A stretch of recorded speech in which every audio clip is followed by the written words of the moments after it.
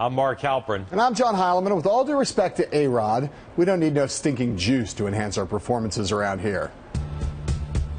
I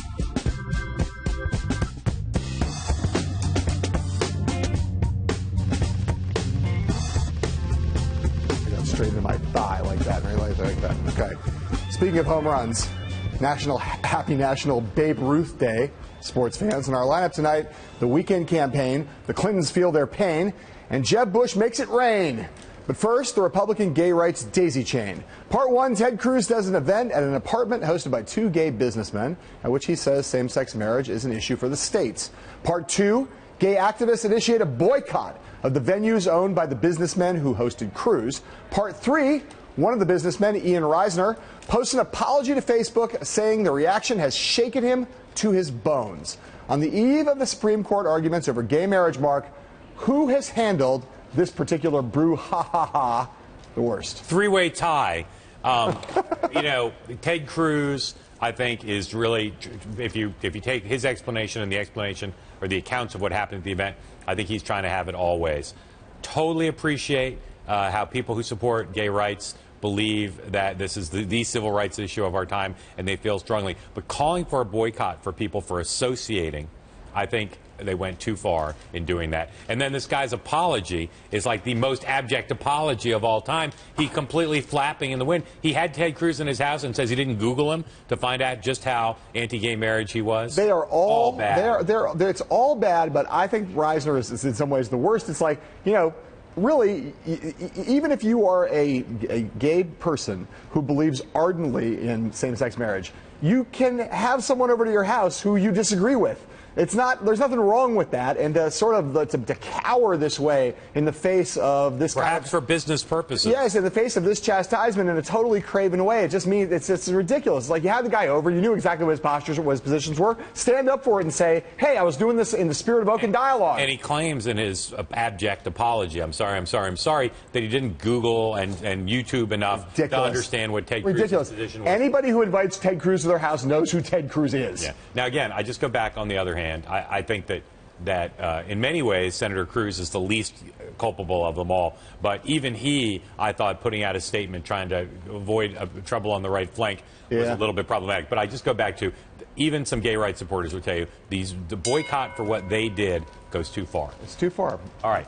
According to the New York Times, Jeb Bush told some donors at his South Florida donor confab that his political organization has raised a lot of money in 100 days. How much money, you ask? Here's how much.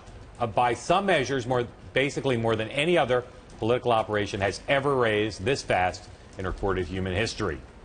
John Jeb Bush is doing wonderbar at fundraising. All right.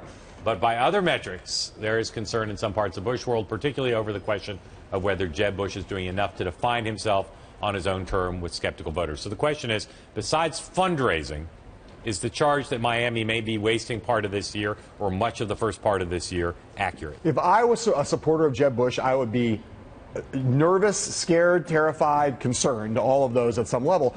Look, we have cited this fact. He's raising a lot of money. Raising a lot of money matters a lot. But in the end, money only matters if it translates into votes. And right now, if you go around, as we did in New Hampshire and other places, it's hard to find the core of loyalists that Jeb Bush needs to win the nomination. He's got to go out and court those voters.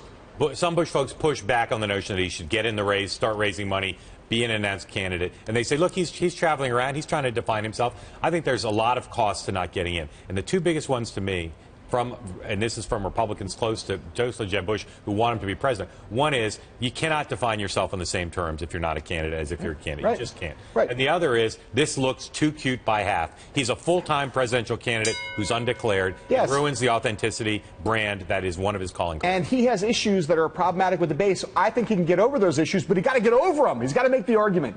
Right? Okay. Not doing it.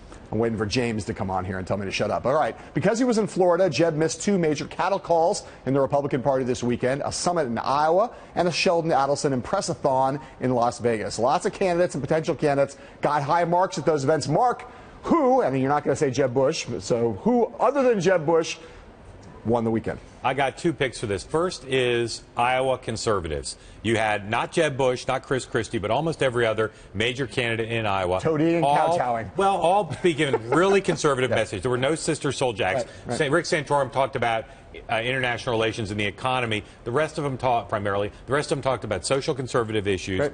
And it shows that while I still think a moderate and a more moderate person can win these caucuses, it shows that that part of the party is going to be really catered to. And the other is George Walker Bush got a great reception. It shows within the party he is really popular in Las Vegas. Not as toxic as he once was. I'll say two people. These are both going to be surprise answers. I say Sheldon Adelson won the weekend. I mean, the guy. Everybody. There's now a Sheldon Adelson primary. He has his own primary. People came out just to kiss his ring. You can't say that guy's not a winner and is going to continue to be a winner for some time. And then I'll go far away from the Republican Party and say the big winner of the weekend, Barack Obama at the White House Correspondents' Dinner, killing it as he does every year.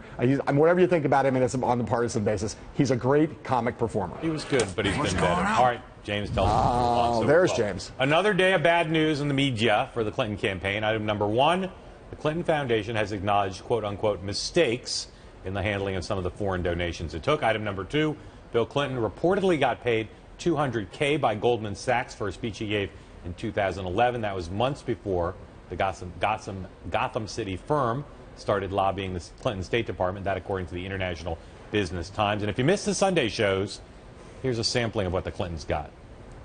What still boggles the mind is why doesn't Hillary deal with this herself right now? The sloppiness and the greed that follows on this. It's about the appearance of conflict of interest, and everyone else seems to understand that this is a huge problem. This is not a hard case that Republicans need to make, that the Clintons are in this for themselves. It feeds this aura that a lot of people have about the Clintons.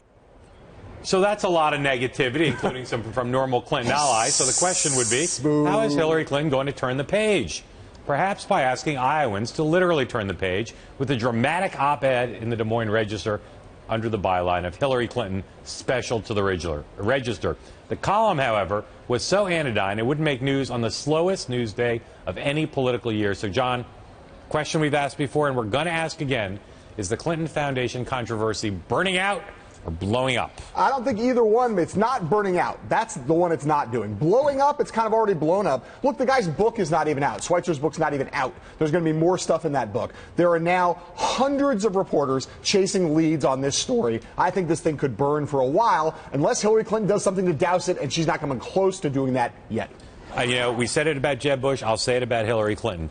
It would be good for the process, and I think good for them politically, if rather than going around with the message discipline of these vagaries, they went out with some specific ideas to try to not just turn the page, but to get people to focus on them. They're two of the smartest, most prepared people to be president either of us have ever covered, and they're out there. I mean, this op-ed was just, it was just not intended to be a serious part to advance the debate. It's early, but they're both right now suffering from, I think, the expectations that they're not meeting. Totally agree.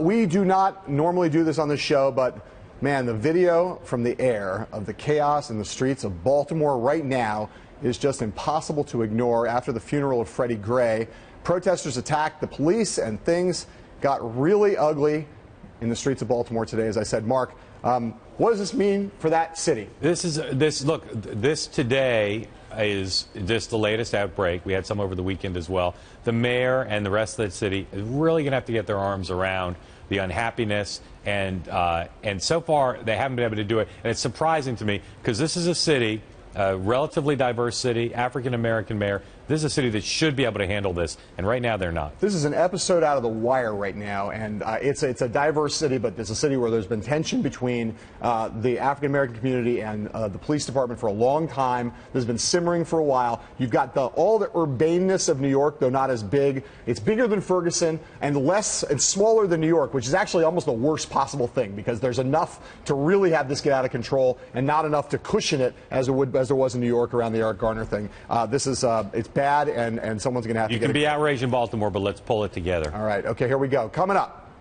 how serious are the Clinton Foundation's conflict of interest infractions? Former Indiana Senator and certified wise man Dick Lugar will tell us. Also, our very special behind the scenes dramedy on the White House Correspondents' Dinner, the safe for work version. We'll be back.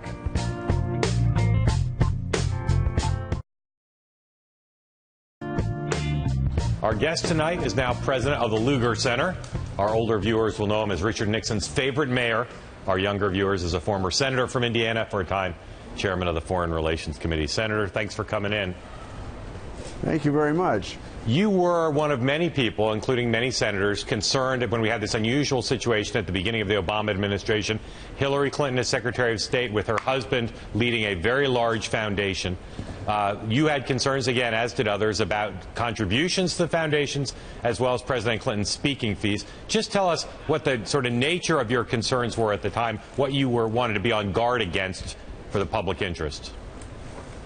Well, the first Foreign Relations Committee that John Kerry chaired, that is hearing, was on Secretary Clinton's nomination. And my staff already, the minority staff, have been negotiating with the Clinton folks simply because I'd stated it seemed to me to be impossible for someone serving as Secretary of State with a husband who had been President of the United States to see gifts coming into a foundation, a family foundation, without there being questions raised, quite apart from any corruption that might be involved there.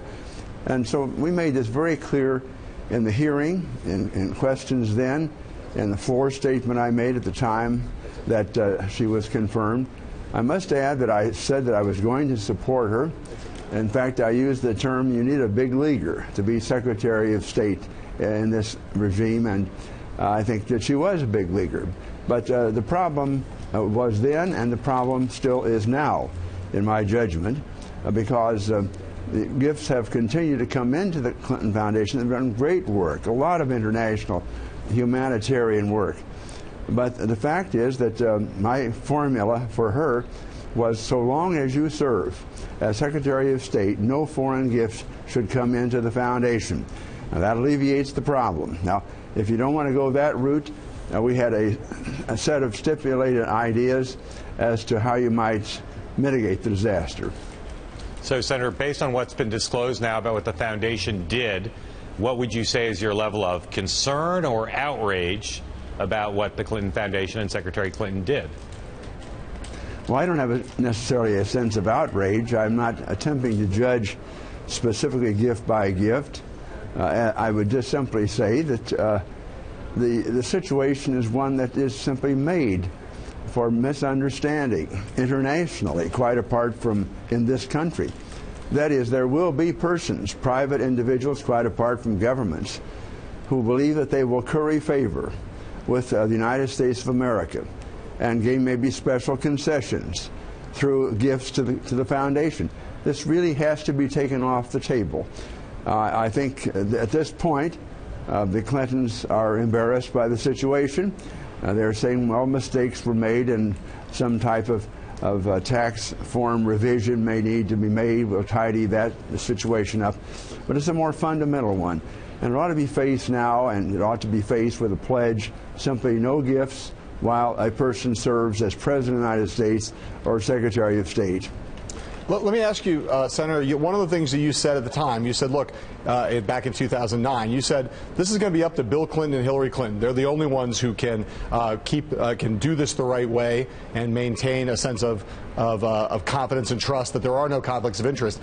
Again, looking as Mark just asked you about the totality of things, I'll ask you about a couple specific things in a second. But do you think, looking at the totality of things, that they did a good job at that, or do you think they failed? Well, I think they did a reasonable job in the sense that if you're looking at it as a batting average, how many times there might have been either confusion or speculation on the part of foreign powers, quite apart from any money that was taken by the Clintons, either privately or publicly. That will be up for many people to judge, and my guess is, sadly, that we are in for quite a period of weeks and months of examining this situation because it is a point of vulnerability.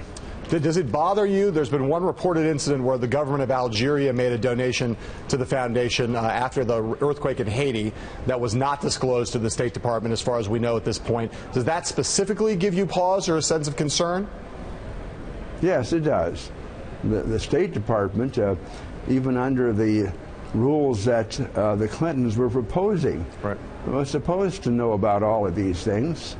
I think they're rules were a bit loose, and whether reports were made to the ethics committees of the State Department all the way along will remain to be seen. But the specific gift that you've suggested does give me pause. There was a story in the New York Times last week at some length about a deal related to uranium, Russia, a Canadian company. Complicated story. Many people read that story. The Clinton campaign has pushed back on it. But again, on the basis of what you know about that story, I'll ask you the same question. Does that story concern you and its specifics? Yes, it does. The people that were involved in the transaction concern me. I'm not certain, in other words, how you can rationalize in good faith and with full confidence of the American people that there would be a deal involving Russians and energy that would not raise concerns. Now, that, as a private citizen, former President Clinton or his wife, Hillary Clinton, are free to make investments, and people may question whether they ought to be doing this or that or dealing, but this is not a question of private citizens making investments. This is a public official, Secretary of State of the United States of America, at a time in which confidence in the integrity of our system is always at stake, and it's simply a deal that should not have occurred. Senator, I want to ask you quickly about the Iran nuclear negotiations, but just one last question on this. Would you describe the Clintons in these dealings with the foundation and her as Secretary of State as corrupt or careless or something else? I would be inclined to say careless, but careless after they were warned. After all, I've cited the initial hearings for her nomination, the floor debate. These issues were raised then. They've not been afterthoughts. And that's why it seems to me from the beginning they were forewarned that there were some of us who felt that ethically this was not good judgment, quite apart from statecraft. Senator, you've been encouraged by and encouraging the nuclear negotiations with Iran. I'm wondering what your message would be to your fellow Republicans who basically say no deal struck by this president with this Iranian government is a good idea. Well, I would say to them that Barack Obama is president of the United States. He ought to be doing the very best he can in behalf of this country. And the negotiations with Iran are very important to the United States and Iran and to many others for that matter. I believe that he ought to pursue those. I appreciate the fact that Senator Bob Corker, chairman of the Foreign Relations Committee, has been working now in a bipartisan way. Foreign Relations Committee voting 19-0 on legislation just the other day that will in fact make it possible for the Senate to review what occurs if something does occur by June 30 and to move it ahead. I would say that right now, of course, there are, as you've reported, I'm certain, amendments that are being suggested, such as that the Iranians ought to recognize Israel as a part of this deal, for example, or that it ought to be a formal treaty, as a matter of fact, two-thirds majority as opposed to the majority that is inclined to be the case now. Other amendments of that variety. So the battle still goes on in this country, quite apart from the negotiations that might be going on with Iran, and those will be difficult enough. It will be not semi-miraculous, but still remarkable if by June the 30th the two parties come to a situation in which it's very clear that the Iranian nuclear program will be set back, that centrifuges will be, in fact, declining in number, that there will be access by the International Atomic or other Energy Association or anybody else to really verify what's occurring in Iran. Senator Lugar, we wish we could talk to you more about the deal. We appreciate you coming in, and we say you're an old Washington hand, but you still look like a very young Indiana boy. Thanks for coming in to join us. Thank you so much. I appreciate that. Okay. That's Senator Lugar. When we come back, the lights, the camera, and all the action, the Griffin. The White House Correspondents' Dinner like you've never seen it before, right after the break.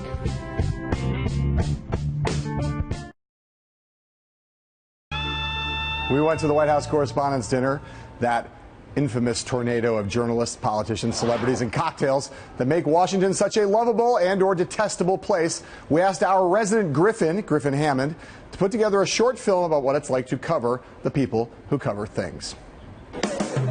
On Saturday night, our red carpet coverage at the White House Correspondents' Dinner featured a diverse cast of characters. Yeah, this is a Fab Four for me. I'm really happy. The one, the only Martha Stewart at the far end of the table. I've always had a good time here. Which made for some crazy moments. Sing it. Yeah. Blitzer, and I can't remember the words. Obviously, if it's a cage match, Superman wipes his own ass with Batman. But what you didn't see is how crazy it is simply trying to cover this event. It's nutty out there. And how much this hotel transforms for Washington, D.C.'s biggest night. Friday morning at the Washington Hilton, the 35,000 square foot International Ballroom isn't ready yet. Just down the hall from the dinner, at the site of Bloomberg's cocktail party, the set pieces are arriving a day in advance. Bloomberg TV spends the day building a set for Saturday's live broadcast. As C-SPAN tests their mics and camera positions in the ballroom, you could start to envision President Obama's 7th trip to this podium. Ladies and gentlemen, the President of the United States.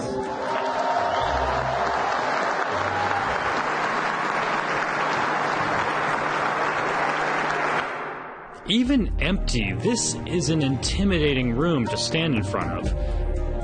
Just imagine when 3,000 people get here.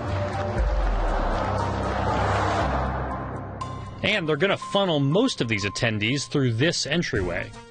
Once the red carpet is ready Saturday afternoon, Mark takes his position. John is a floor below in the Bloomberg cocktail party. And the hotel is swarming with police and Secret Service. Hear that helicopter overhead? When I get to the red carpet, I try to stay out of the way. So when I replay the footage from our robotic camera overlooking the red carpet, I can see just how creepy I look. So I present to you my first-person account of this nerd prom madness.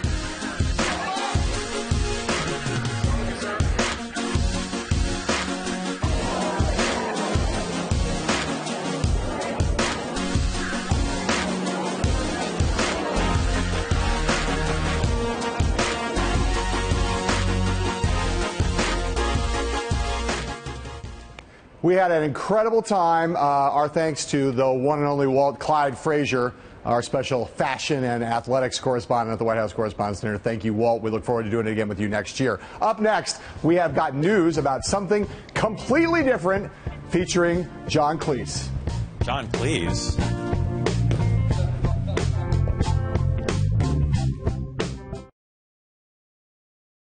The powers that be asked us if we wanted to interview John Cleese, and we said,